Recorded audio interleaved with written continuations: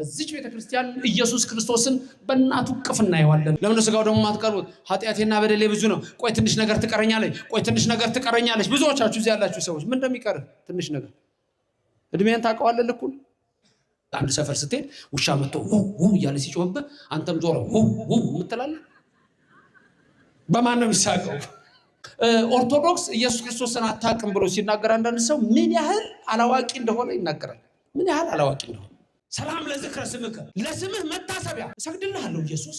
ለጸጉርህ ለራስህ ጸጉር ኢየሱስ ክርስቶስ እሰግድልሃለሁ። ምን አይነት ቤተክርስቲያን ናት? ሰላም ለርእስከ፣ ለራስህ እሰግዳለሁ፣ ለገጽከ ለገጽህ። ይህች ቤተክርስቲያን እንደናት ለቅንድብህ ሲል ሰላም ለቅረትከ ከመትልክ ትክሩ ልጽላውት አይንት ከዘርግ እሱን ከደገምክማ አለቀ። አዋቂ የሆነ ቁጭ ነው ትምህርት ሁሉ ጭንቅላት ውስጥ ነው የሚገባው። ፊዚክስ ነው ባዮሎጂ። ሰላም ለቅረትከ ከጸለይካት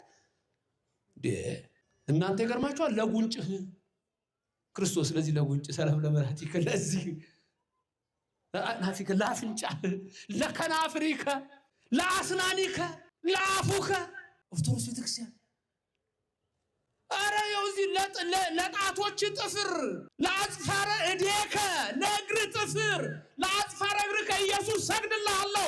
ኢትዮጵያ ኦርቶዶክስ ተዋሕዶ ቤተክርስቲያን ልዩ ናት። እግዚአብሔር የመሰረታት ክርስቶስ ያለባት ድንግል ማርያም ያለችባት ነቢያት ሐዋርያት ያሉባት። እንዴት ነው ኦርቶዶክስ ቤተክርስቲያን ኢየሱስ ክርስቶስን አታውቅም? ይሄ አላዋቂ ንግግር ነው፣ ፈረንጅ የዘራው ነው።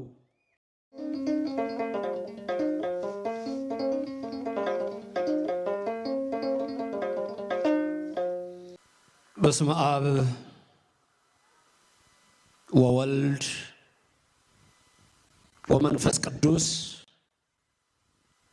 አሃዱ አምላክ አሜን። ድምፅ አላችሁ? በስመ አብ ወወልድ ወመንፈስ ቅዱስ አሃዱ አምላክ አሜን። ክቡር መላከ ሰላም ባህሩ፣ ሊቃውንተ ቤተ ክርስቲያን፣ አበው መነኮሳት ወካህናት፣ አሃው ዲያቆናት፣ በዚህ የተሰበሰባችሁ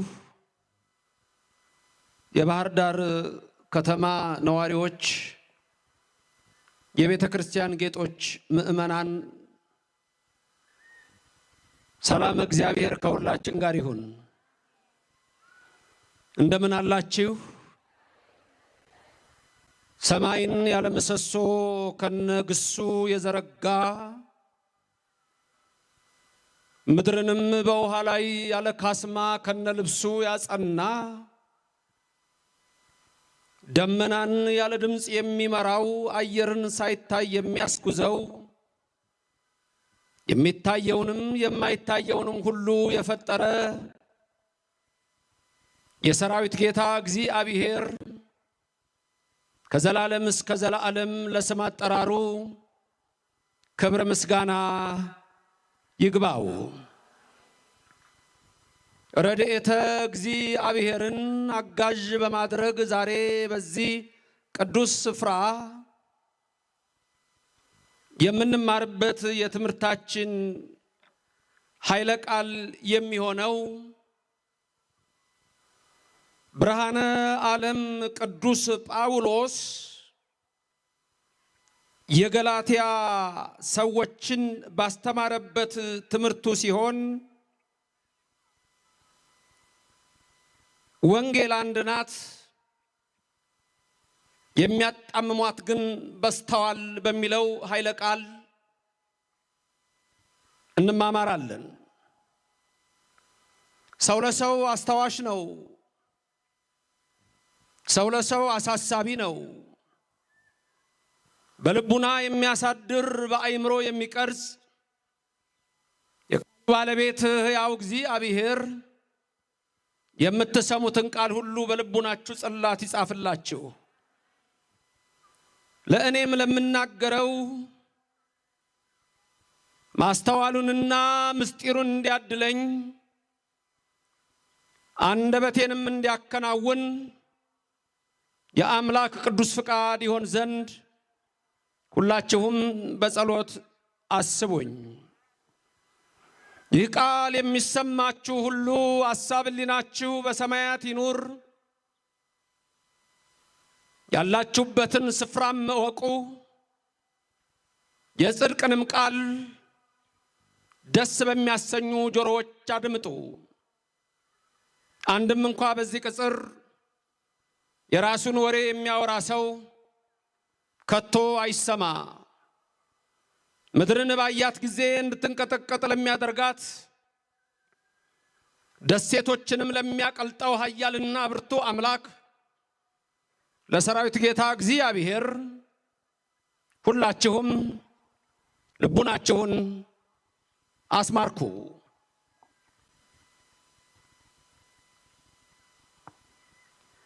ጳውሎስ ሐዋርያ የገላትያ ሰዎችን በአንደኛው ምዕራፉ ላይ የሚናገረው ቃል እንዲህ የሚል ተጽፏል። የብርሃን ዓለም ቅዱስ ጳውሎስ መልእክት ወደ ገላትያ ምዕራፍ 1 ከቁጥር 6 እስከ 9 በክርስቶስ ጸጋ እናንተን ከጠራችሁ ከርሱ ወደ ልዩ ወንጌል እንዲፈጥናችሁ እንዴት እንዳለፋችሁ እደነቃለሁ። እርሱ ግን ሌላ ወንጌል አይደለም። የሚያናውጧችሁ የክርስቶስን ወንጌል ሊያጣምሙ የሚወዱ አንዳንዶች አሉ እንጂ። ነገር ግን እኛ ብንሆን ወይም ከሰማይ መልአክ ከሰበክንላችሁ ወንጌል የሚለይ ወንጌልን ቢሰብክላችሁ የተረገመ ይሁን። አስቀድመን እንዳልን እንዲሁ አሁን ሁለተኛ ላለሁ ከተቀበላችሁት የተለየውን ማንም ቢሰብክላችሁ የተረገመ ይሁን። ለሶስተኛም ጊዜ ይሄንኑ ቃል በዚሁ ምዕራፍ ላይ ቅዱስ ጳውሎስ ይናገራል። ወንጌል ማለት የምስራች ማለት ነው። ወንጌል አስቀድማ በብሉይ ዘመን ጭምር ትነገር የነበረች ናት። የኢትዮጵያ ኦርቶዶክስ ተዋሕዶ ቤተክርስቲያን እምነት በዓለም ላይ ከየትኛውም እምነት ይለያል። እንዴት? ለምሳሌ እኛን የሚመስሉ አብያተ ክርስቲያናት አሉ። እህት አብያተ ክርስቲያናት የሚባሉ እንደ ኮፕቲክ በግብፅ፣ እንደ ሲሪያ፣ ህንድ ውስጥ እንዳለው ተመሳሳይ አሉ። ከኛ በተወሰነ ደግሞ ተለይተው ያሉ ኢስተርን ኦርቶዶክስ የሚባሉ እንደ ግሪክ፣ ራሽያ፣ ቡልጋሪያ፣ ሮማኒያ፣ ስሎቬኒያ እነዚህ አሉ። ኦርቶዶክስ የሚለው ስም በካቶሊኩ ስምም እንዲሁ ብዙ አሉ። በፕሮቴስታንቱ ስምም ወደ 40 ሺህ የሚጠጉ አሉ።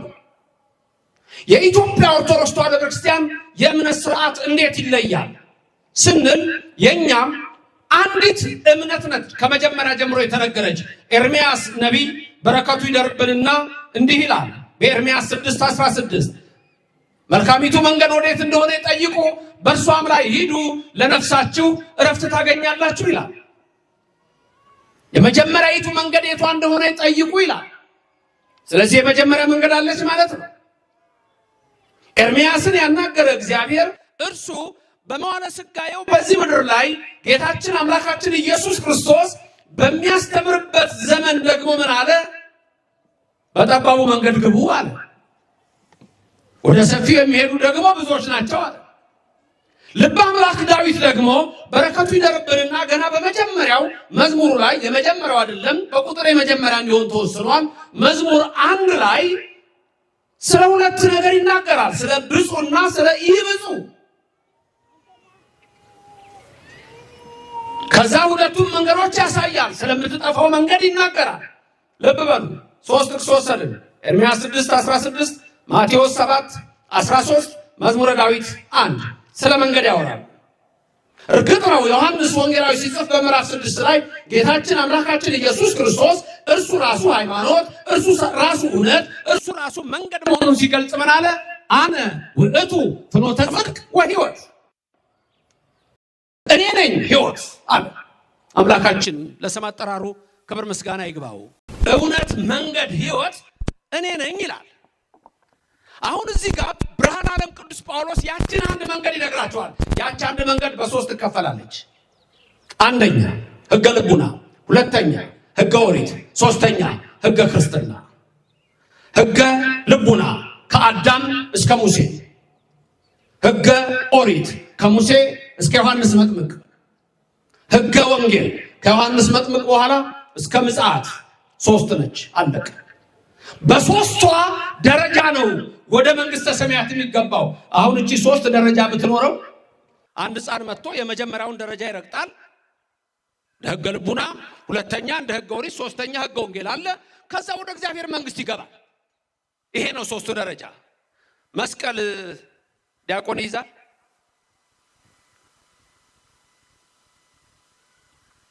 የጠየቁ ነው። ዲያቆን ይይዛል መስቀል? ይሄንን የሚቀድስበት አለ። ተንሱ ጸልዩ ቢልበት ዋናውን ይዞ ይባርካል። ዲያቆን አይባርክም? ለምን ደግሞ አይባርክም? ይህን መስቀል ይዞ ለምን አይባርክም? እንደ መላከ ሰላም ዲያቆን ምን ስለሌለው? ስልጣነ ክህነት የዲቁና ነው። ከመህዝብ የሚለው እሱ እንኳን እንዳለ ሆኖ ዲያቆኑ አለ። ይሄን መስቀል የማይዝበት ምክንያት ይሄ መስቀል በሶስት ይከፈላል። በሶስት ይከፈላል። እዚህ ጋር የምታዩት ቅርጽ አራት ማዕዘን አለ። ይሄኛው ደግሞ ምሰሶ ነው። ይሄኛው ደግሞ የመስቀል ቅርጽ ነው በራሱ። ምሰሶው ሕገ ልቡና ነው። እኛ እኮ እንደ መላእክት መጽሐፍ እኮ ያስፈልገንም ነበር። መላእክት በሕገ ልቡና ነው የሚመሩት። እኛ በሕገ ልቡና መመራቱን ስላልቻልንበት ኦሪት ተሰጠች። መጽሐፍ ተጻፈልን። በሕገ ልቡና 2 መጽሐፍ ተጽፏል። በሕገ ልቡና 2 መጽሐፍት ብቻ ናቸው የተጻፉት። ማን ናቸው? ቶሎ የሚነግረኝ። በሕገ ልቡና የተጻፉ 2 መጽሐፍት፣ አንድ በሕገ ልቡና 2 መጽሐፍት ናቸው የተጻፉት እያለ ማን ናቸው? መጽሐፈ ሄኖክ፣ ሁለተኛው መጽሐፈ ኢዮብ። መጽሐፈ ሄኖክና መጽሐፈ ኢዮብ በሕገ ልቡና የተጻፉ ናቸው። ይሄ ምሰሶ ሕገ ልቡና ነው።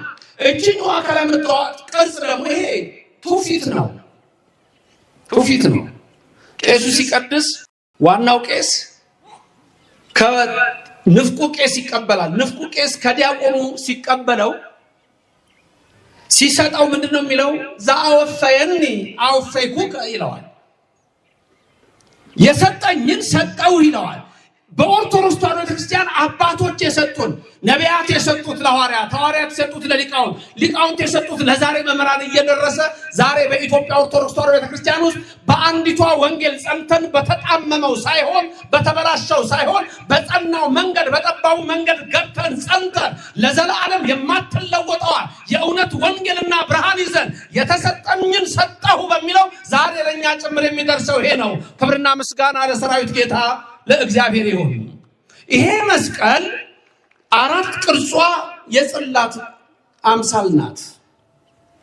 ይሄኛው ሕገ ልቡና ነው። ይሄኛው ሕገ ኦሪት ነው። ይሄኛው ደግሞ ሕገ ወንጌል ነው። ዲያቆኑ የማያሳልመው ታቦት ስለማይነካ ስለማይዳስስ ነው። ስልጣነ ክህነቱም እንዳላችሁት ሆኖ ስለዚህ የኛ እምነት በዚህ በሶስቱ የጸናች ስለሆነች ቅድም እንዳልኳችሁ ከየትኛውም ዓለም የተለየች እምነት ሆና ትገኛለች።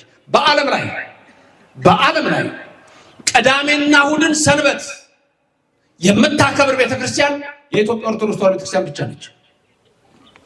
ቅዳሜና እሑድ፣ ቅዳሜ ሰንበት ነው፣ እሑድ ሰንበት ነው።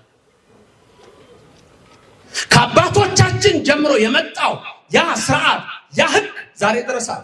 ስለዚህ ጳውሎስ ሐዋርያ የገላትያ ሰዎችን በጊዜውም እንደሚላቸው እንዴት ፈጥናችሁ ወደ ልዩ ወንጌል ሄዳችሁ ይላል። ምክንያቱም ወንጌሊቱ አንድ ነች ነው የሚለው። እንዴት ፈጥናችሁ ሄዳችሁ? ምን ሆነ መሰላችሁ? ክርስቶስ በመጣበት ዘመን ኖስቲሲዝም የሚባል የግሪክ ቃል ነው። ኖሲስ ማለት የግሪክ ቃል ነው። ናሌጅ ማለት ነው በእንግሊዝኛ እውቀት ማለት ነው። ሰዎች ተነስተው ወንጌል በቅዱሳን ስም ጽፈው ምእመንን ቅዱስ ቤተክርስቲያንን ያውቁ ጀመር። ትልቁ ሐሳባቸው እነሱ ደግ አምላክና ክፉ አምላክ አለ የሚል እሳቤ ነው። የኖስቲሲዝም እሳቤ ምንታዊ ነው፣ ዱዋሊዝም ነው። ያኔ ይሄ ገና በመጀመሪያው ክፍለ ዘመን መጨረሻ ላይ ስለተነሳ ይሄ ሐሳብ የተማርን የሚሉ ሰዎች ሲገቡ እና አሪዎስን ወዴት ወሰዳቸው? ወልድ ፍጡር ነው ወደሚል ወሰዳቸው። ለስም አጠራሩ ክብር ምስጋና ይግባው። በግሪክ ውስጥ የሚገርማችሁ በግሪክ ቋንቋ ሊቃውንት መጥተዋል እዚህ ኦሪት ዘፍጥረት የሚለው ቃል የሚገርማችሁ በእነሱ ኦሪት ዘፍጥረት የሚል አይነት ትርጉም አይሰጥም መጽሐፉ። እርግጥ በትርጓሜው ሊቃውንቱ ሲያስተምሩ ኦሪት ዘልደት በሚለውም የልደትን ነገር ይዘረዝራል ተብሎ ያስቀምጣል። ልደትና ፍጥረት ይለያያል። በእንግሊዘኛ ኦሪት ዘፍጥረት ምን ነው የሚባለው? የመጀመሪያው መጽሐፍ ኦሪት ዘፍጥረት በመጽሐፍ ቅዱስ ቁጥር ጀነሲስ የሚለው ቃል ከየት ነው የሚመጣው? ጂኒኦሎጂ ከሚለው ቃል ነው የሚመጣው። ጂኒኦሎጂ ደግሞ ጄኔሬሽን ነው። the book of generation ነው። the book of genealogy ነው። ተመልከቱ። እኛ ጋር ስንመጣ ግን the book of creation የሚለውን ትርጉም ይዛል። የመጀመሪያው የፍጥረት መጽሐፍ ለምን እንደሆነ ልንገራችሁ። በግሪክ ቋንቋ ውስጥ ፈጣሪ የሚል ቃል የለም ነበር። ይሄ እጅግ የሚደንቅ ነው። አሁን እናንተ ፈጣሪ ማንም ሰው ያውቃል። ፈጣሪ አለ። ፈጣሪ በግሪክ ቋንቋ ውስጥ ያለው ፈጣሪ የሚለው ቃል ሳይሆን አምላክ የሚለው ነው ያለው። አምላክ የሚለው ደግሞ እነሱ አምላክ የሚሉት ወደ ሰማይ አይደለም። አምላክ የሚሉት በግሪክ ኦሊምፐስ ተራራ ላይ 11 አማልክት ተቀምጠው የ11 አማልክት አምላካቸው አምላክ አማልክት የሚባለው ዚዩስ ይባላል። ኦሊምፐስ ተራራ ላይ ሆኖ ዓለምን የሚመራው ዚዩስ ነው። ስለዚህ ሰማይ ላይ ምንም የለም ለነሱ። ስለዚህ መጽሐፉን ሲቀበሉት ራሱ ሲሰየም የእንግሊዘኛው ጄኔሲስ ከጂኒኦሎጂ የግሪኩ ቃል የመጣ ነው። የኛ ጋር ዘፍጥረት እንዳለ ሆኖ ዘልደት በሚለውም የሰባው ሊቃናት 275 ዓመተ ምህረት ቅድመ ልደተ ክርስቶስ ስለተጠቀምንና ስላለኛ የሰባው ሊቃናት የምንለው ስላለ የዛንም ይዘን የምንተረጉመው ይኖራል። ትልቁ ግን ነገር ኦሪት ዘፍጥረት ነው። የኢትዮጵያው ለየት ይላል ቢላችሁ ነው። በነገራችን ላይ ነገራችሁ አሁን ግሪኮች የአማልክት አምላክ ማን ነው አሉ። ትምህርት ቤት ወጣት ስለሆነ ነው ብዙ ጊዜ ይሄን የምናገረው። እዚህ ያለው ማየው ዚዩስ ነው አይደል? ሆሜር ሲጽፍ ደግሞ ምን አለ መሰላችሁ? ስለ ዚዩስ የግሪክ የአማልክት አምላክ ዚዩስ ትላንት ወደ ኢትዮጵያ ሄደ። የሆሜር መጽሐፍ ነው። ትላንት ወደ ኢትዮጵያ ሄደ። ወደ ኢትዮጵያ የሚሄድበት ምክንያት የኢትዮጵያ ሰዎች ሲጸልዩ ጸሎታቸው ቀጥ ብሎ ወደ ሰማይ ስለሚወጣ ሄዶ ከነሱ ጋር ሊጸልይ ይላል። ኢትዮጵያዊ ራስን ወቅ፣ ኢትዮጵያን ራሳችን ነው የተሰጠን በረከት ያለን አንዲቷ እምነት ከሕገ ልቡና ሕገ ኦሪት ከሕገ ኦሪት ሕገ ወንጌል እቺ ነች ወደ መንግስተ ሰማያት ይዛን የምትገባ። ለስም አጠራሩ ክብር ምስጋና ይግባው። ሁልጊዜ በዚህ ቤተክርስቲያን የሚነገረን ወደ መንግስተ ሰማያት ነው። የመጨረሻው የቅዳሴ ቃል ምንድን ነው? የመጨረሻው የቅዳሴ ቃል ዲያቆኑ የሚለው የመጨረሻው ልበለው። የመጨረሻው የቅዳሴ ቃል ምንድን ነች? ንገረኝ እስቲ። እቱ በሰላም እችነች ደስ የምትለኛል። አንዱ መላከ ሰላም ልጅ ወደ ቤት ሲባል ደስ ትለኛለች አለ። እንደው የሚደክመዋል የሚሰለቸው ሌላ ቦታ አይሰለችም። እግሩን አጣምሮ ሲቀመጥ አይሰለቸውም። መጠጥ ላይ ሲቀመጥ አይሰለቸውም። ጫት ላይ ሲቀመጥ አይሰለቸውም። በኃጢአት ወሬ ላይ አይሰለቸውም። በቲክቶክ ከንቱ ወሬ አይሰለቸውም። በዓለም ርኩሰት አይሰለቸውም። ወገኖቼ ስሙ ክርስቲያኖች፣ ይህ ዘመን እጅግ አስከፊ ሰዓት ነው። የመጨረሻው ሰዓት ነው። የሚችል የሚወጣበት ሰዓት ነው። ጸጋ እግዚአብሔር የጠራችሁ ፈጥኖ ይወጣል ከዚህ ዓለም። ወእነሰ አስገረቶሙ ጸጋ እግዚአብሔር ወጡ እምዓለም በሰዓቶሙ። የእግዚአብሔር ጸጋ የጠራቻቸው እነዚያ ፈጥነው ወጡ ይላል። በከመ ወፅአ ሎጥም ሰዶም፣ ሎጥ ሰዶም፣ ገሞራ፣ ሱባማ፣ አዳማ፣ ሲባዮ በተመሳሳይ ጾታ ረክሰው እግዚአብሔር አምላክ ተቆጥቶ ሚካኤልና ገብርኤል ሁለቱን መላእክት ልኮ ከሰማይ ዲን ከምድርም እሳት ፈልቆ ያ ትውልድ ሲወጣ ሚካኤልና ገብርኤል ሎጥን ልጆቹን ይዘው ከልጆቹ ጋር አወጡት ይላል። እግዚአብሔር ከመከራ ይሰውራችሁ። በከመ ገብረ ኤልሳ ነቢይ ኤልያስን ተከትሎ እንደወጣ የሚወጣ ለሚድ ነው። እግዚአብሔር ያውጣችሁ፣ ከክፉ ይሰውራችሁ። አሜን ላልክ ይደረግልህ፣ አሜን ላልሽ ይደረግልሽ። አንደበትን ሰይጣን ለቆለፈው ደግሞ ይክፈትልህ። አሜን ያሉትን አሜን ይበል ነው እኛ መርቃታችን። እቱ በሰላም የመጨረሻው ቃሉን የሚነገረኝ እውነት እኮ ነው። እቱ በሰላም እኮ ወደ መንግስተ ሰማያት ግቡ የምትለው ቃል ነች እኮ። በቀኝ የሚቆሙትን የመጨረሻው ኃጢአታችሁ ተወገደ፣ በደላችሁ ተወገደ። ተመልከቱ። ከዚህ በኋላ ወደ ቤት ግቡ ሲባል አሜን ልክ ነው፣ እርግጥ ነው። እንቅፋት ሳይመታ ሾክ ሳይወጋ በሰላም ወደ ቤት ያግባችሁ። ሁሌ የሚጠብቃችሁ እግዚአብሔር ጋሻ ይሁናችሁ፣ ከለላ ይሁናችሁ፣ ቀኙ ይጋርዳችሁ፣ ከሚያስፈራ ነገር ሀገራችንንም እኛንም ይሰውረን። እቱ በሰላም መንግስተ ሰማያት ግቡ ማለት ነው። ቤታችሁ መንግስተ ሰማያት ነው እንጂ የምትገቡበት ቤት አይደለም። ለጊዜው ነው፣ እርግጥ ነው። ቅዳሴ ያስቀደሳችሁ፣ ስጋው ደግሞ ተቀበላችሁ፣ በቃ ቆረባችሁ። ገና ስትመጡ መጀመሪያ ምን ይሏችኋል? ካህናት ሲያዜሙ እኮ እንደው ከሰማችሁ ይበል ፈላሲ ዘገባ፣ በቃ አለቀ እኮ። ይበል ፈላሲ ዘገባ። እዚህ የሚመጣ መጻተኛ ነኝ አይበል፣ ያወጣኛል ይለየኛል አይበል። ይለየኛል አትበይ። ወደዚህ ስትመጡ ወደ መንግስቱ ሊያገባችሁ ነው የሚላችሁ። የአምላካችን ስም ክብር ምስጋና ይግባው። ካህናት ወጥተው ዲያቆናቱ በዚህ ሆነው በዚህ ሁለቱ ካህናት ሆነው አንድ እያጠኑ እናንተም ትላላችሁ አይደል? ስብሐት ወክብር ለስሉስ ቅዱስ ይደሉ ይላሉ ሁለቱ ካህናት። ምን ትላላችሁ አብራችሁ ከዲያቆናቱ ጋር? አሁን አያጥራኝማ ቢሆን ድምጽህ ከፍ ብሏል። ምንድነው ያላችሁት? እስቲ ጎሽ እንደሱ ነው የምትሉት። ከዛ ተጨማሪው ዲያቆን መስቀል ይይዝና ገባሬ ሰናዩ ቄስ ጽናውን ይዞ ምን ያደርጋሉ? አይዞሩም? ቄሱ ዝም ብሎ አይዞርም። በዛ ሰዓት የሚለው አለ። ምንድነው የሚለው መሰላችሁ? በአማርኛው የሰራዊት ጌታ እግዚአብሔር አምላክ ሆይ በደ ኢያሱ ገብርክ በነዌ ልጅ በኢያሱ እጅ ሲዞሩ የኢያሪኮን ግንብ ያፈረስህ በኔ በኃጢአተኛው እጅ ደግሞ የኔንም ለራሱ ነው የሚጸልየው የኔንም የሕዝብህንም ኃጢአት አፍርስ ብሎ ነው የሚዞረው። የዛን ጊዜ በሐልዮ በነቢብ በገድል የምትለው በፈለከው ስራው እውነት ካመንክና በመቅደሱ ስንቆም ኃጢአታችን እንደ ኢያሪኮ ግንብ ይፈርሳል። ክብርና ምስጋና ለእግዚአብሔር ይድረሰው፣ ስሙ የተመሰገነ ይሁንልን። የኢትዮጵያ ኦርቶዶክስ ተዋሕዶ ቤተክርስቲያን እጅግ የተለየች ነች። አንድ ሰው ምን ጽፏል? እዚህ ብዙ ሊቃውንት አሉ። ቶማስ ኦደን ይባላል። ይሄ ሰው በቅርብ ሞተ። 30 ዘመን አጠናሁኝ አለ። 30 ዘመን አጠናሁና አለ የኢትዮጵያ ኦርቶዶክስ ተዋሕዶ ቤተክርስቲያን የግብፅ ኦርቶዶክስ ክርስቲያን ትክክል መሆኑን አወቅኩኝ አለ። ኦርቶዶክስም ሆነ። በቅርብ ነው የሞተው። አሜሪካ ውስጥ ይህን ስም ጉግል ብታደርጉ ቶማስ ኦደን፣ ፕሮፌሰር ቶማስ ኦደን በአካልም አውቀው ነበር ሰውየው። አሜሪካ ውስጥ ትልቁ የአዲስ ኪዳን ሊቅ የሚባለው ነው።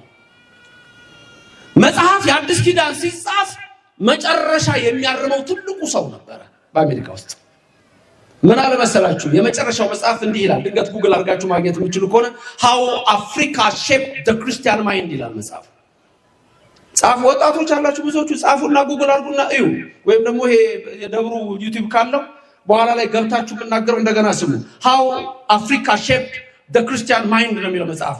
ባጭሩ ምን ማለት ነው? በአማርኛ ሲተረጎም ይሄ ቃል አፍሪካ የክርስቲያኑን አስተሳሰብ እንዴት እንደቀረጸችው የሚል ነው። ከዛ ምን ይላል መሰላችሁ? እዚህ ውስጥ ብዙ ይሄ የሊቃውንት ሀገር ስለሆነ እኔ አንዳንዱ ነገር ላስታውስ እንጂ ለማስተማር አልመጣሁም። እዚህ ላይ የማሳስበው ግን ምንድነው? የኢትዮጵያ ቤተክርስቲያን ትምህርት፣ የብሉይ ትምህርት፣ የሐዲስ ትምህርት፣ የሊቃውንት ትምህርት የምትማሩ ካላችሁ ሁላችሁም ደግሞ የእኛን መጽሐፍ ትርጓሜ ወደ 23 ቮሊዩም በእንግሊዝኛ ጽፈውታል።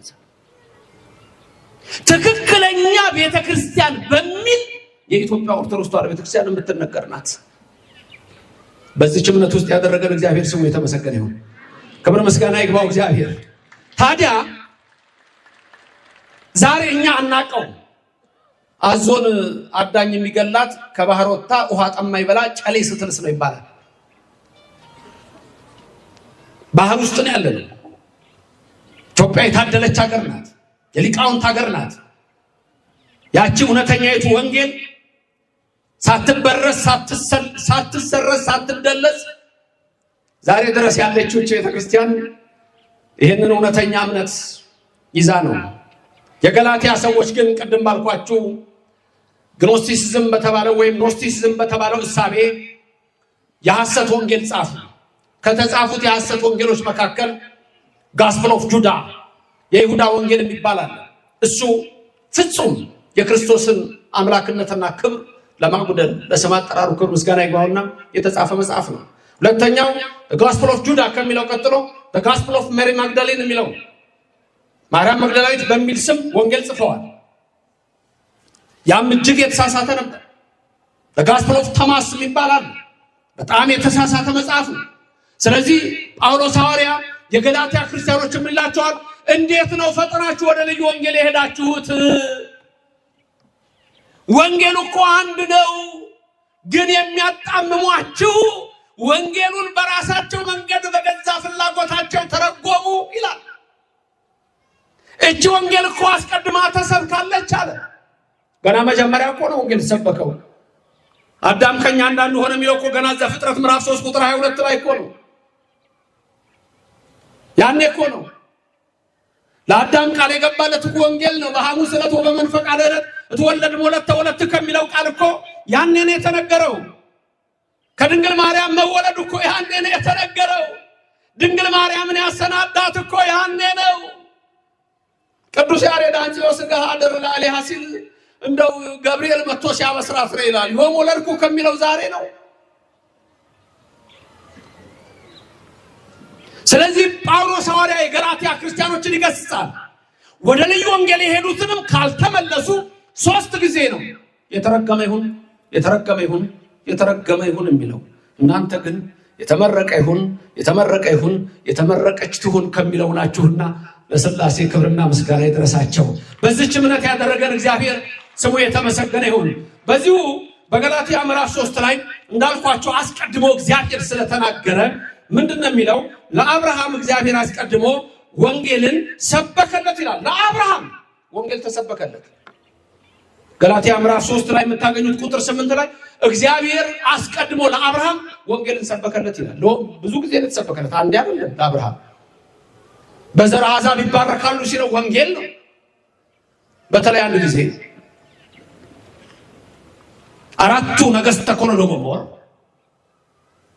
በአንድ ላይ ተነስተው 5ቱን ነገሥተ ሰዶም ወረሩ።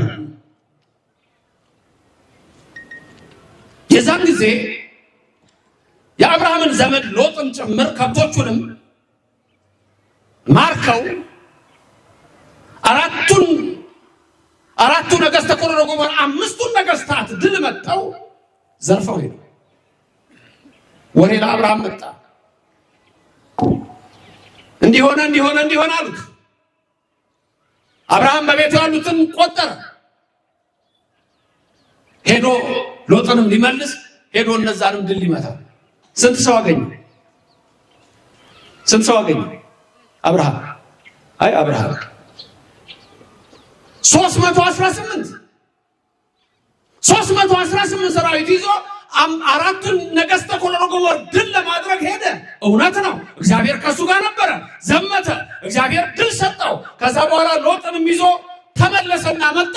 አሁን አብርሃም በ318 ሰው የ4 ነገሥታት ሰራዊትን ድል መጥቶ የ5 ነገሥታትን በደል ሲክስ፣ ይሄ አሁን የሰው ነው ወይስ የእግዚአብሔር? የማን ነው? ከሰው ነው ወይስ ከእግዚአብሔር? ምን ይመስላችኋል? ከእግዚአብሔር። አንዳንድ ሰው ራስ በራሱ ሊመካ ይችላል። እኔ ነኝ ያረኩት ሊል ይችላል። ነቀነቅ ነው አለችው አሉ እንቁራሪት። በድልድይ ላይ ሄዳሉ ከዝሆን ጋር ሲሻገሩ ዶሩ ሲሄድበት ድልድዩ እንዲህ ቀና ብላ ነቀነቅ ነው አለችው። ነቀነቅ ነው። አቅም የማያውቅ ሰው እኮ ሁሌ ራሱ ያደረገ ይመስለዋል። በማን ነው የምንኖረው ንገሩኝ። በዚህ ሰዓት 5 ደቂቃ አየር ቢቆም ዓለም ላይ ሰው ይኖራል? በማን ነው የምንኖረው ንገሩኝ። ፀሐይ ከማን ነች? ጨረቃስ ከማን ነች? ዝናብ ከማን ነው? ቀንና ሌሊት የሚፈራረቁት በማን ነው? ውሃዎች ከተፈጠሩ ጀምሮ የሚፈሱት በማን ነው? ንገሩኝ ሁላችሁም በማን ነው? ክብር ምስጋና ለስሙ ይድረሰው። ማን ይመስለህ ከምና አማልክት እግዚኦ? ከአማልክት መካከል የሚመስልህ አንተን ማን ነው? አንዲት ብልቃጥ ውሃ ማምጣት አይችሉም አማልክት የተባሉ ወይም የዓለም መሪዎች ወይም ነገስታት የተባሉ። ሁሉን ማድረግ የሚችል የኔና የናንተ አምላክ ስሙ እግዚአብሔር የተባለ የሁላችን አምላክ ነው። ከዘላለም እስከ ዘላለም ለስም አጠራሩ ክብር ምስጋና ይግባው። ማን ይመስላል ከአማልክት የሚመስልህ የለም ሲል ነው። አብርሃም ኃይል ተሰማው። ከዛ በኋላ እግዚአብሔርን ጠየቀ። እንዴ በእኔ ዘመን ነው እንዴ አብ ሆይ ልጅህ ወልድ የሚመጣው? በመዋዕለ ትፌኑ ለወልደከ ለቃለከ፣ በእኔ ዘመን ነው ልጅህ የሚመጣው አለው። አብርሃም አብርሃም አለው። ወንጌል ለአብርሃም ተሰበከ የሚለው ገላትያ 3:8 ነው።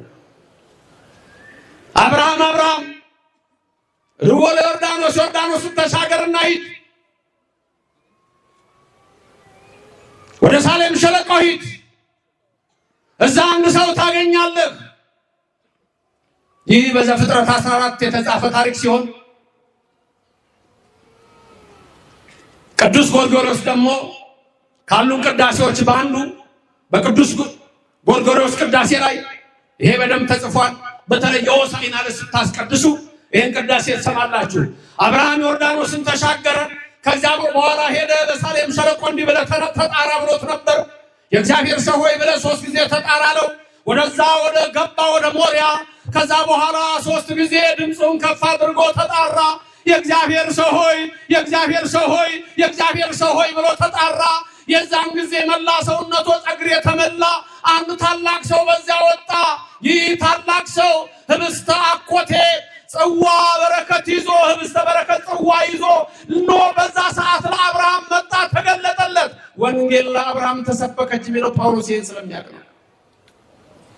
መልከጼዴቅ ማን ነው?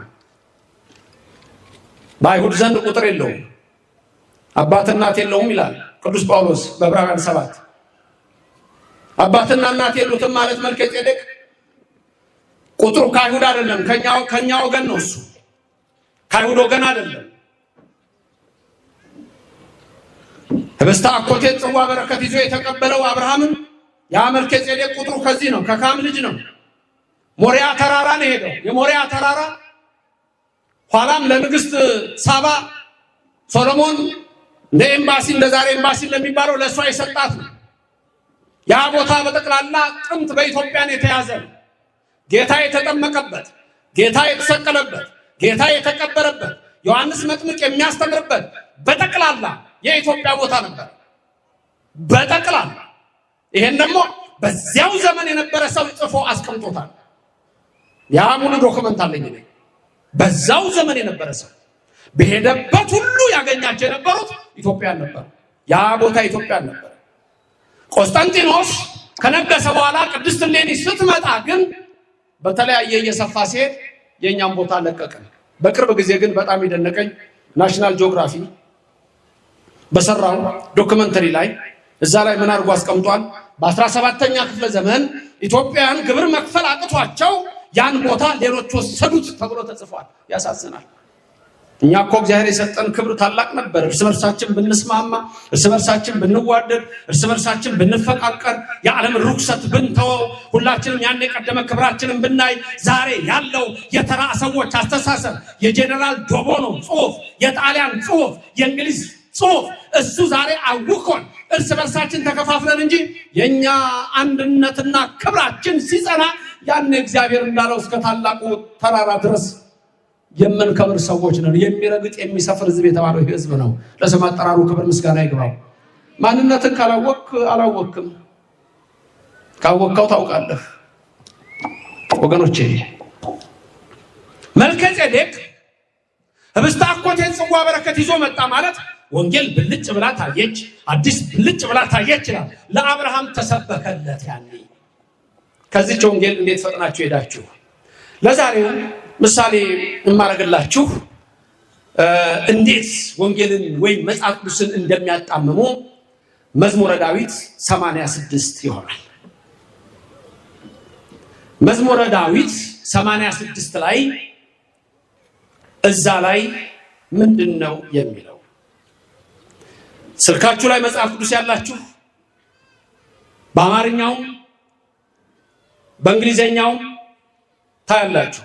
በግዕዙ ደግሞ አንድ እዚህ ይነግረናል። ማውጣት ትችላላችሁ። መዝሙረ ዳዊት 86 ላይ መጽሐፍ ቅዱስን እንዴት እንደሚያጣምሙት እንዴት ወደ ልዩ ወደ ሆነ ነገር እንደሚገቡ እሱን ልታውቁት ስለምፈልግ ነው። መዝሙር 86 ላይ ምን አገኛችሁ? ምን አገኛችሁ? መዝሙር 86 ቁጥር 1 ላይ ምን የሚል ቃል አገኛችሁ? ያገኘ በግዕዙ እንሰማለን። ምን አገኛችሁ? በአማርኛ ወይም በእንግሊዘኛ? በእንግሊዘኛ ላይ የምታገኙት መዝሙር 87 ነው በእንግሊዘኛ። በእኛ መዝሙር 86 ነው።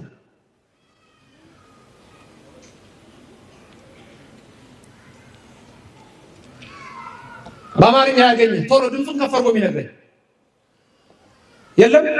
ስልካችሁ ላይ መጽሐፍ ቅዱስ የላችሁም? እቤት ላይ ያላችሁ?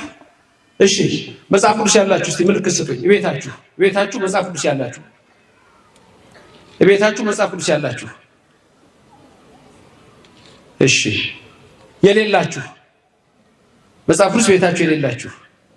እሺ ሌሎቻችሁ ቢኖረኝ ባይኖረኝ ምን አገባህ ያላችሁ?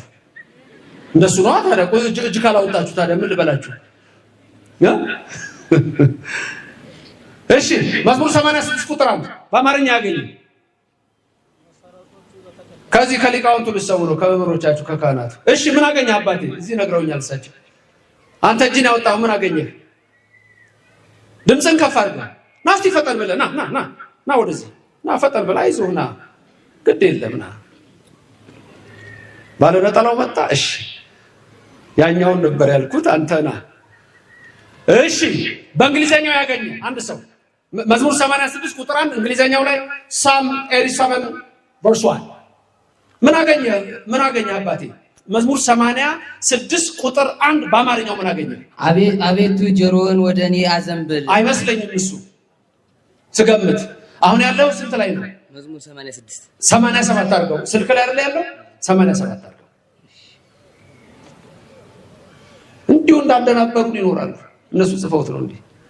እሺ አገኛት? ምን ትላለች? መሰረቶቹ በተቀደሱ ተራሮች ናቸው። ምኖቹ? መሰረቶቹ እግዚአብሔር ይባርክ።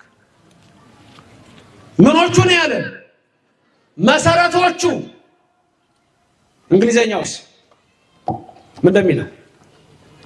መሰረቶቹ ለሴት ነው ለወንድ ነው? ኧረ አሁን ማለት መጣ ነው እሱ ጋር። መሰረቶቹ ለወንድ ነው ለሴት? ጾታው ለሴት ነው ለወንድ? ለወንድ። አረ እነሱ ያሉትን በሉት ድገሙት። መሰረቶቹ በተቀደሱ ተራሮች ናቸው። ምኖቹ? መሰረቶቹ የሱ አይደል? ወእቱ የሱ። እሺ እንግሊዘኛው ላይ ምን እንደምታገኙት? his foundation ነው የምታገኙት።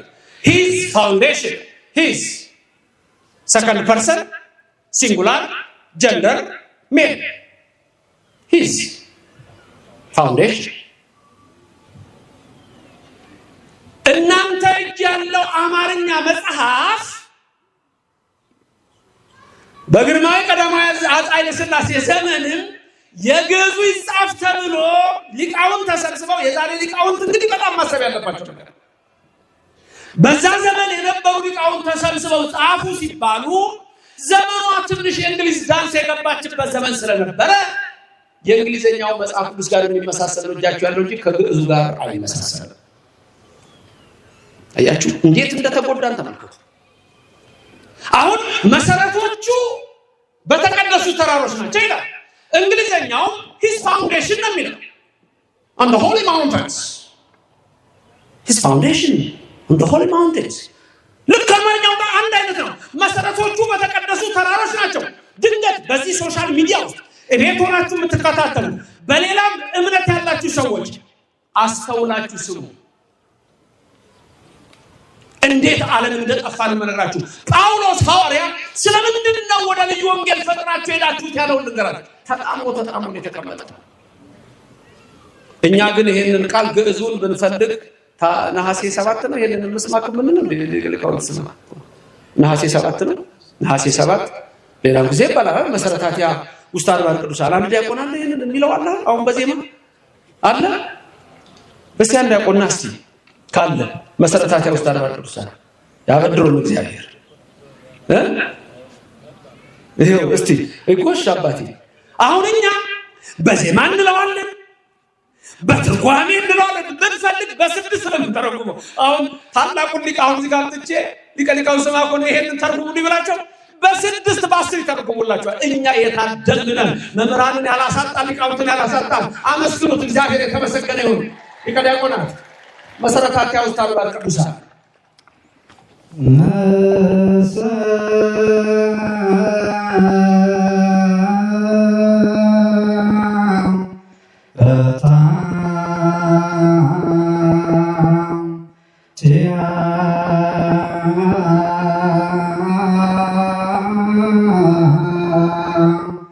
ውስተ አድባር ቅዱሳን ያበድሮ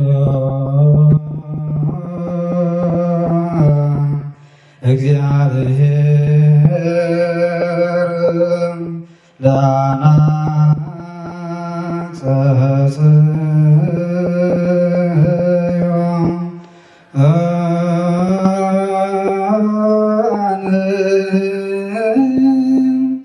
እምኩሉ ታየኔሁ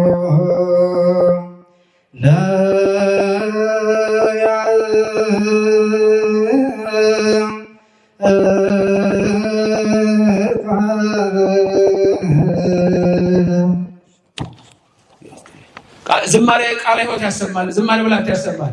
አመስግኑት፣ አመስግኑት። አሁን መጋቤ ብሉይን በጠራቸው መጋቤ ሐዲስን ጠርቼ ይሄን ቃል ተርጉሙ ብላቸው ይተረጉሙላችኋል። ልዩነት ልንገራችሁ። አሁን በዜማ እንዳ መሰረታቲሃ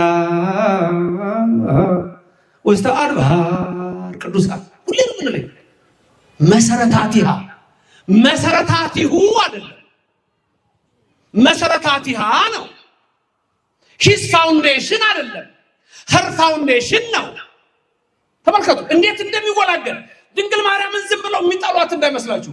መጀመሪያ ስለ ክርስቶስ፣ ስለ ድንግል ማርያም፣ ስለ መዋለ ስጋዌው ከመጽሐፍ ቅዱስ ውስጥ ከብሉይ ከሐዲሱ ተቆርጦ ተጥሏል። አሁን እናንተ ከዚህ ቤተክርስቲያን ለሚወጡ ሰዎች ማልቀስ ነው ያለባችሁ፣ ማዘን ያለባችሁ። ወዴት ነው የወጡት? ወዴት ነው የሄዱት? መጨረሻ እንደሆነ አቋጣ። የማቴዎስ ወንጌል ምዕራፍ 7 ቁጥር 21 ላይ በዛ ሰዓት ጌታ ሆይ ጌታ ሆይ ጌታ ሆይ ይሉኛል፣ እኔ ደግሞ አላውቃችሁም እላቸዋለሁ። ጌታ ሆይ ጌታ ሆይ በማለት መዳን አይቻልም፣ የተጣመመውን ወንጌል ስለያዙ። ምነው ይሉታል። ተአምራት አላደረግንም፣ ዕውር አላበራንም፣ ለምጻም አላነጻንም፣ ጎባጣ አላቀናንም ይላሉ እንደ አስቄዋ ልጆች እነ ይሁዳ። አይሆንም፣ አላውቃችሁም ቃሌን ሰምቶ የሚያደርገው ነው ይላል። ለዚህ ነው በዚህ ቤተክርስቲያን ውስጥ በየጊዜው ሂዱ ተብሎ እንደታዘዘው በማቴዎስ ወንጌል ምዕራፍ 28 ቁጥር 19 ላይ ሂዱና አሕዛብን ሁሉ አጥምቁ፣ ያዘዝኳቸውን ሁሉ እንዲጠብቁ አስተምሩ። በኦርቶዶክስ ተዋሕዶ ቤተክርስቲያን ድህነት ምግባር ሲደመር ሃይማኖት ነው። ምግባርና ሃይማኖት ሁለት የወግ ዕቃ ነው እግዚአብሔር ለኛ የሰጠን፣ ሁለት የወግ ዕቃዎች። እነዚህ የወግ ዕቃዎች በሚፈለጉበት ሰዓት መውጣት አለባቸው። ምግባርና ሃይማኖት ናቸው። ምግባርና ሃይማኖት የሌለው ሰው ሊድን አይችልም። ለመልሳችሁ ጳውሎስ ሐዋርያ የገላትያ ሰዎችን ስለምንድን ነው ፈጥናችሁ ወደ አዲስ ወንጌል ሄዳችሁት? ነገር ወንጌሉ አንድ ነው፣ ግን አጣመሙባችሁ እንዳለ እንዴት እንዳጣመሙት ተመልከቱ። ልዩነት ንገሩኝ ላስብላችሁ። መሰረቶቹ በተቀደሱ ተራሮች ናቸው። መሰረቶቿ በተቀደሱ ተራሮች ናቸው። His foundation is in the holy mountains. ሁለተኛው ደግሞ her foundation is in the holy mountains. መሰረቶቹ በተቀደሱ ተራሮች ናቸው። መሰረቷ በተቀደሰ ተራራ ነው። በሴት አንቀጽ ነው የተነገረው። her ነው፣ her foundation ነው። መሰረታቲሃ ነው፣ መሰረታቲሁ አይደለም። እንግሊዘኛውና አማርኛው ዜሮ ገባ። ተመልከቱ። እንዲህ ነው ስህተት የሚፈጠረው።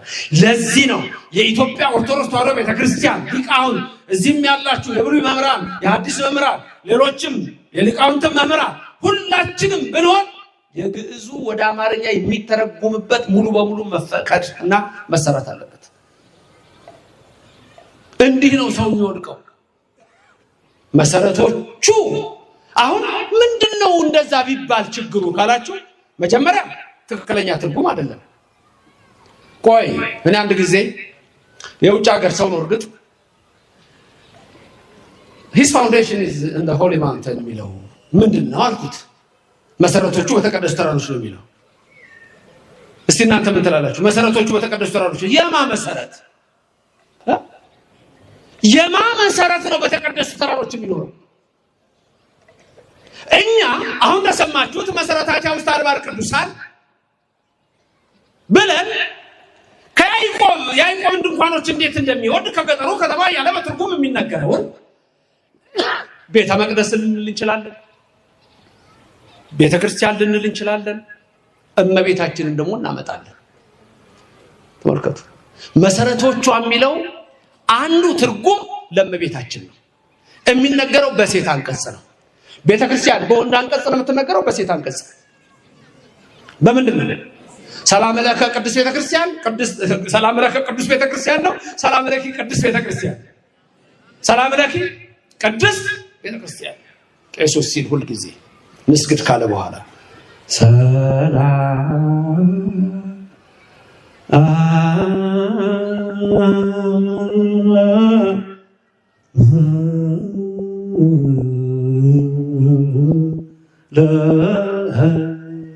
ለኪ ሲል ከዛ እናንተ ደግሞ ቅድስት ቤተ ክርስቲያን ማህደረ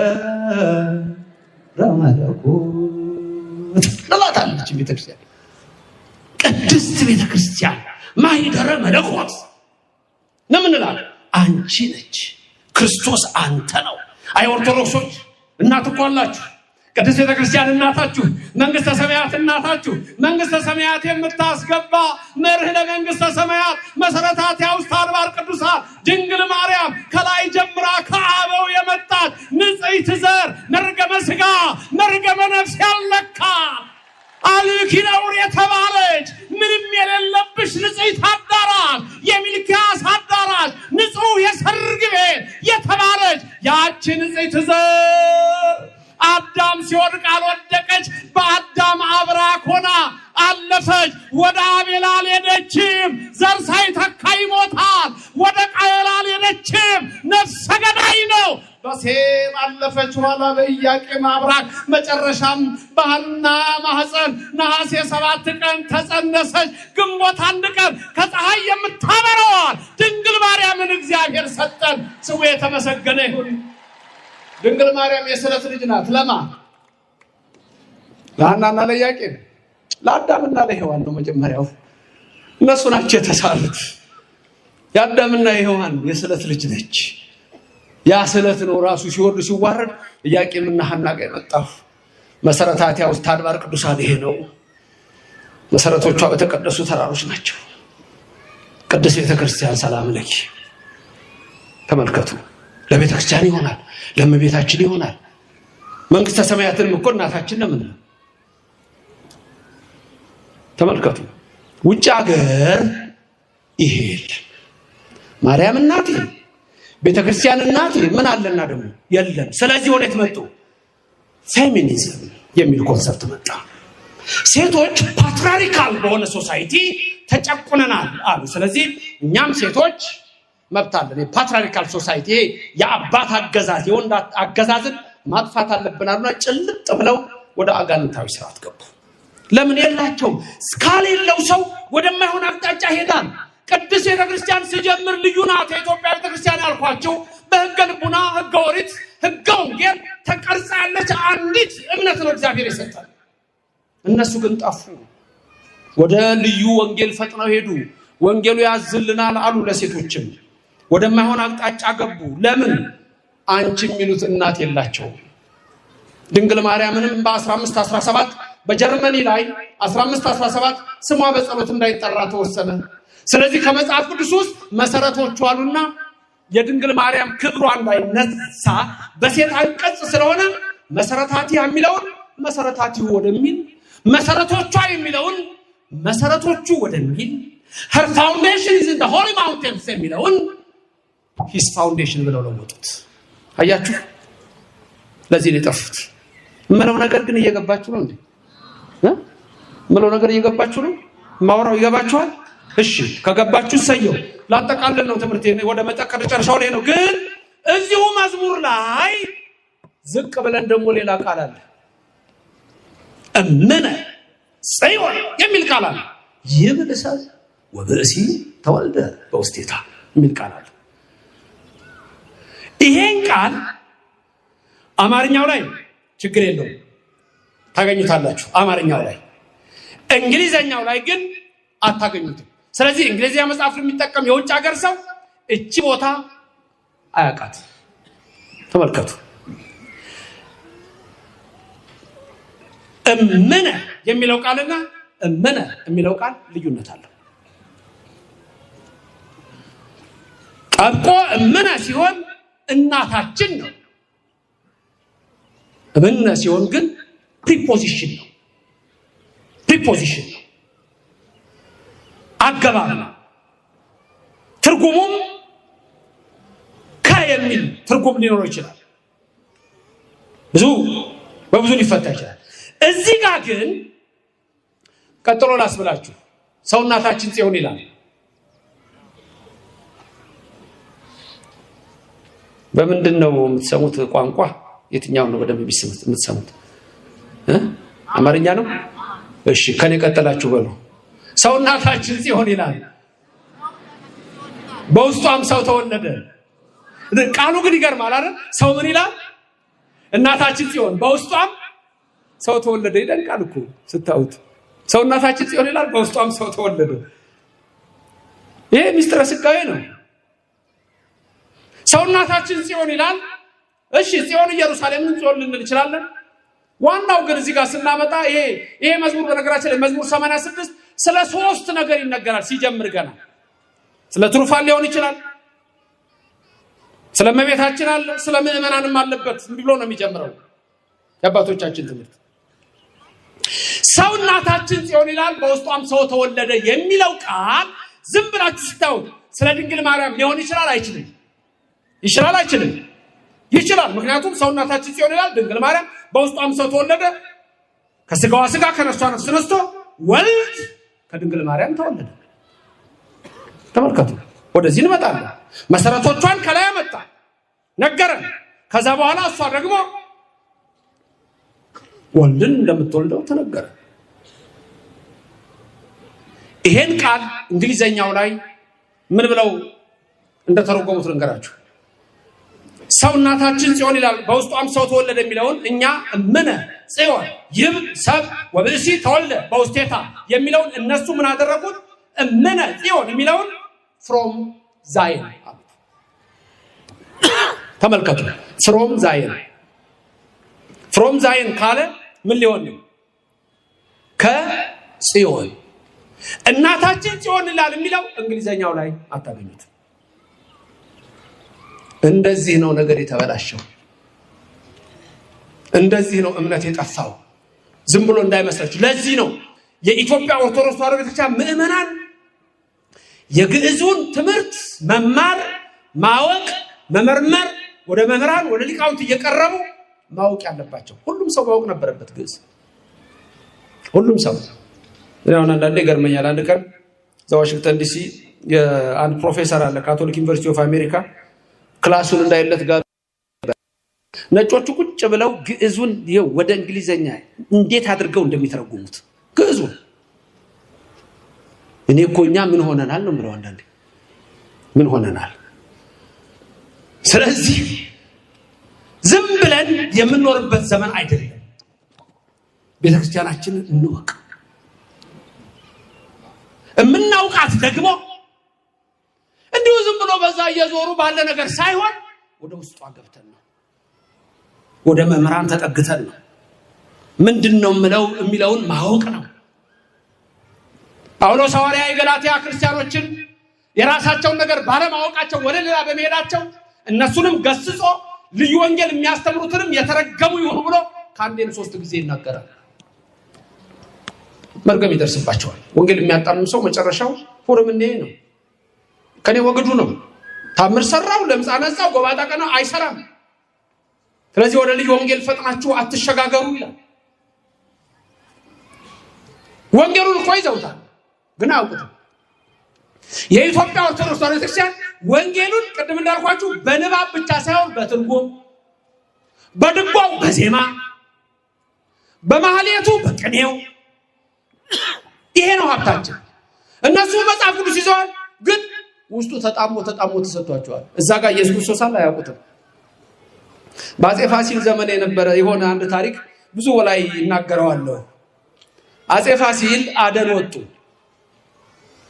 አደን ወጡና አብረዋቸው እንግዲህ ንጉስ ናቸው ከዛ በኋላ አንዱን እየተከተሉ ውርዘው ነገ እልም ብለው እየተከተሉ እሱ ሲያድኑ ከባለሞሎቻቸው ጋር ተለያዩ እልም ያለ ጫካ ውስጥ ዛሬ ጎንደር እንደዛ ባለው ሁኔታ እልም ያለ ጫካ ውስጥ ገብተው ንጉስ አፄ ፋሲል ወደ ጎንደር ወደ ቤተ መንግስታቸው ሊመለሱ ሲሉ መንገድ ጠፋቸው ከዛ በኋላ ቤት ይሄዱ ንጉሱ ከነዛ ተባለሞሎቹ ተለያዩ ከጋሻ ጀግሬው ስንት እኮ ጀግናለ ተለያዩ በኋላ እንደው ዝም ብለው ሲሄዱ አንድ ሰውዬ ጌሾ ተሸክሞ ሄዳል ጌሾ ተሸክሞ ሲሄድ እንዴት ዋልካሉት እግዚአብሔር ይመስገን አለ እባክህ ጎንደርን የቤተ መንግስቱን መንገድ ታውቀዋለህ አሳምሬ አውቀዋለሁ በለመራኝሽ ስለ ዋ ጌሾዬን ለማትቼ እከፍላለሁ ከከፈልከኝ ምን ቸገረኝ እሺ በልና መራኝ አንተ በማህበረ በቅሎ ተቀምጠህ እኔ በእግሬ ልሄድ እሺ ና ተፈናጠጥ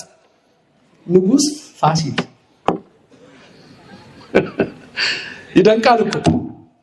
ይደንቃል እኮ ከዛ ና ተፈናጠጥ ብለው አፄ ፋሲል እሱን አስቀምጠው አሁን እኮ እሱ አላወቀም ይሄን ምን እንደሚላቸው ገምቱ አንተ ሰውዬ በዚህ ሂድ እንጂ ይላቸዋል እኮ ይሄን አይደል አይሰማም እንደ ኧረ በዚህ ሂድ ይላል ንጉሱ አላወቀም አብሮ ቁጭ ብሎ ንጉሱን ታውቃቸዋለሁ ያሉት አረ ደሞ ከንጉስ ማን አድርሶኝ እኔ በቃ ከተማው ስንደርስ ንጉሱን ታውቃቸዋለህ አቤት ዛሬ ምን አይነት ሰው ነህ አንተ እና ንጉሱን ያለው ታያለህ ዛሬ ንጉስ ደስ አለ ወደ ከተማ ሲገቡ ያው የጥንት ዘመን አለ አይደል ሰው ነጠራው እንዲያረጋ ይሰግዳል በዚህ ይሰግዳል አንዳንዱ ገርሞታል ንጉስ ዛሬ ማን እንደሚያፈናጠጡት ብሏል ይሄ እኮ የሚደንቅ ነው አይደል በጣም ነው የሚደንቀው ከዛ በኋላ እንዲህ ሲል አንተ ሰው አሉት አቤት ንጉሱን አወቃቸው የታሉ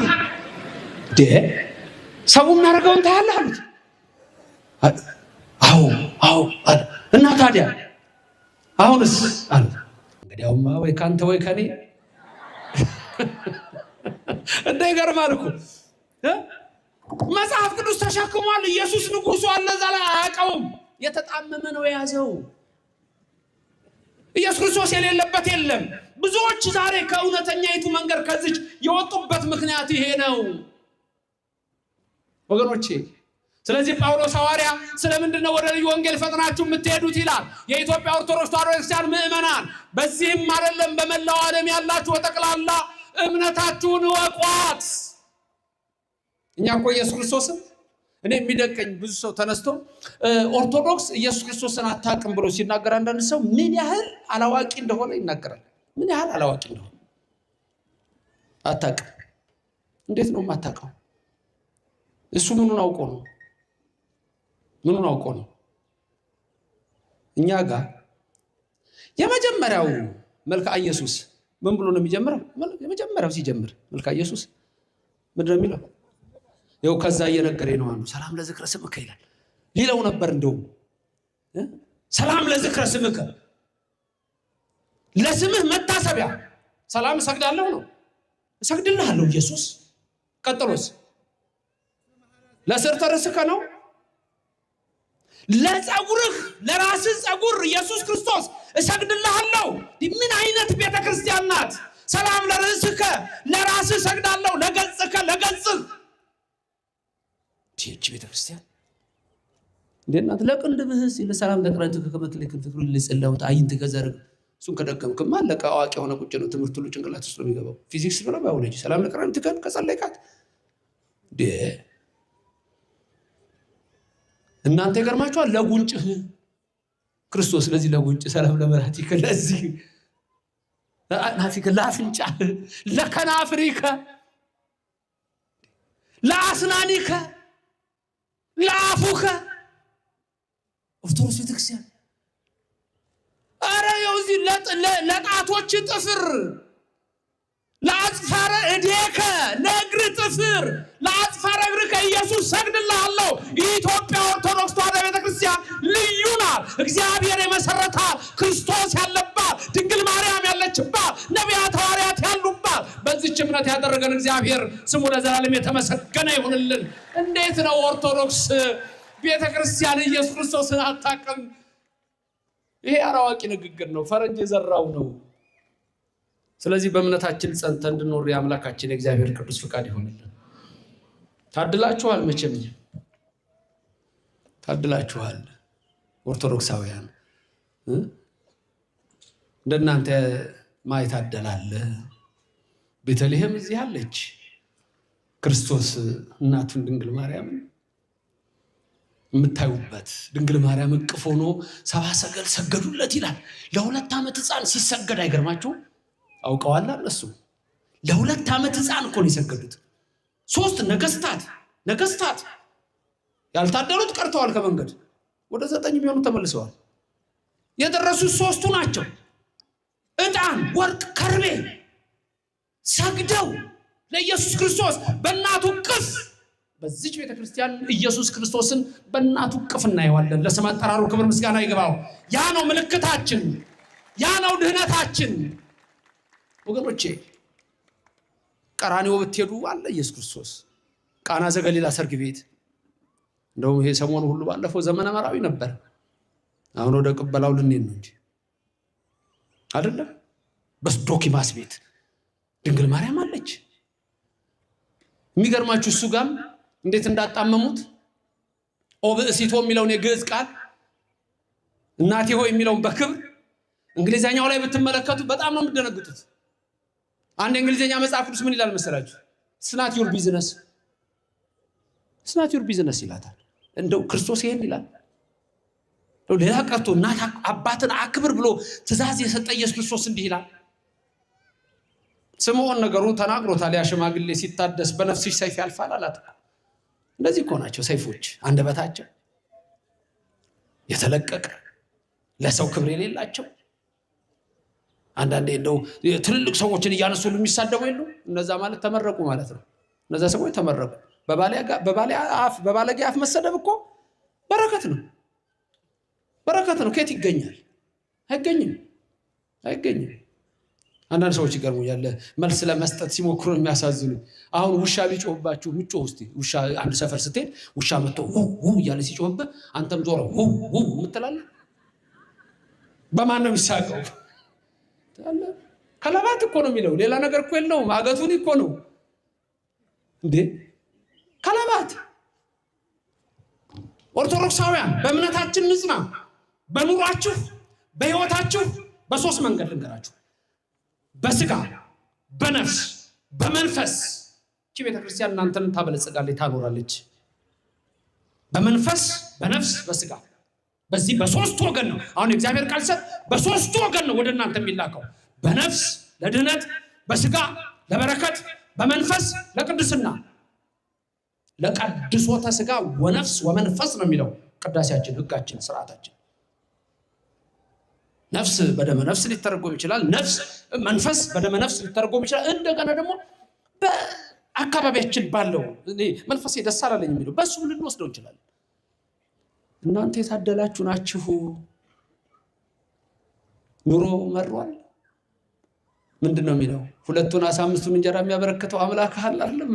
ጠጋ በልና እጅህን ዘርጋ ለደቀ መዛሙርቱ ሲሰጥ ገባ። አንተም እንዴ አትቅር፣ አንቺም አትቅሪ፣ ግቡ። የታደለ ኦርቶዶክሳዊ ነው። ኑሮ ቢመር ቢጎድል እንደ ዶኪማስ ጓዳ ወገኖቼ በሕይወታችሁ ተስፋ የሚያስቆርጥ ክርስቲያን መጀመሪያ ተስፋ ይቆርጥ። ይሄ ዘላለም የሚባል ነገር ነው። አንደኛ ሁሉ ጊዜ ተስፋ መንግስተ ሰማያት ናት።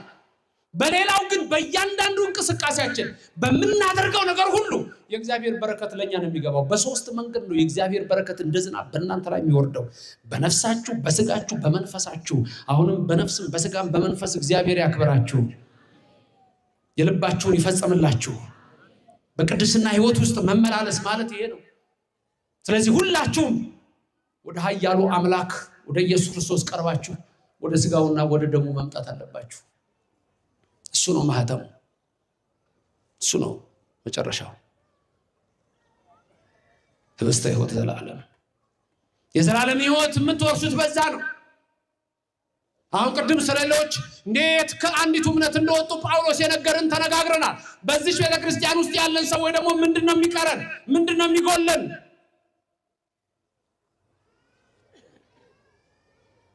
ከእግዚአብሔር ጋር ያለን ግንኙነት እንዴት ነው? በየቀኑ ትጸልያለህ ወይ? በየቀኑ ትጸልያለሽ ወይ? የግዝት በዓላት ካልሆኑ በስተቀር ቢያንስ 41 ትሰግዳላችሁ ወይ? ቢያንስ 41 ትሰግዳላችሁ ወይ? ቅዳሴ ታስቀድሳላችሁ ወይ? ወደ ስጋው ደግሞ ትመጣላችሁ ወይ? ዝም ብሎ ዘሎ አይደለም የሚመጣው። የንስሐ ህይወት ያስፈልጋል። አንዳንዶቹ ለምን ስጋው ደግሞ ማትቀርቡት? ኃጢአቴና በደሌ ብዙ ነው፣ ቆይ ትንሽ ነገር ትቀረኛለች፣ ቆይ ትንሽ ነገር ትቀረኛለች። ብዙዎቻችሁ እዚህ ያላችሁ ሰዎች ምን እንደሚቀር ትንሽ ነገር እድሜን ታውቀዋለህ ልኩን። ከመምህረ ንስሐ ከደረሳችሁ ወደ እግዚአብሔር ከቀረባችሁ ደግ እግዚአብሔር እኮ ነው ያለው። ደግ እግዚአብሔር 100 ብር ከኪሳችሁ ጭቃ ላይ ቢወድቅ ጥላችሁ የምትሄዱ እዚህ ውስጥ ማንም የለም። አትተው አትሄድም። 100 ብር ወድቆ ጭቃ ቢነካብህ ትተው ትሄዳለህ? ታነሳዋለህ? ታነሳለሽ? ከዛስ ጭቃ ነክቶታል እኮ ጥርግ ጭቃውን አለ። ከዛስ ክትት። ለምን? ገንዘባችሁ ነው። እናንተ ደግሞ ሁላችሁ የእግዚአብሔር ገንዘብ ናችሁ። ስሙ የተመሰገነ ይሁን። የእግዚአብሔር ገንዘብ ስለሆናችሁ ኃጢአት ጭቃ ቢነካችሁ ወደ መምህረ ንስሐ ከደረሳችሁ ሕዝበኒ ወአንጻሐኒ ኃጢአቴ ካላችሁ ያኔ እግዚአብሔር ገንዘቡ ስለሆናችሁ ኢየሱስ ክርስቶስ ወደ መንግስቱ ያገባችኋል። በእውነተኛይቱ ወንጌል ጽኑ፣ ከተጣመመውም ራቁ። ለዚህም እግዚአብሔር ከኛ ጋር ይሁን። ያስተማረን የመከረን የገሰጸን አምላካችን እግዚአብሔር ስሙ የተመሰገነ ይሁን። ቅድስት ድንግል ማርያም በቀኝ በግራ ትቁምላችሁ፣ ከፊት ትምራችሁ፣ ከኋላ ትከተላችሁ። በልቡናችን ከልጇ ጋር ነግሳ ለዘላለም ትኑር። ክብርም ምስጋናም ለሥላሴ ይሁን። በነገ ጠዋትና በነገ ማታም ትምህርት እንገናኛለን። ክብርም ምስጋናም ለሰራዊት ጌታ ለእግዚአብሔር አሜን ለዘላለም።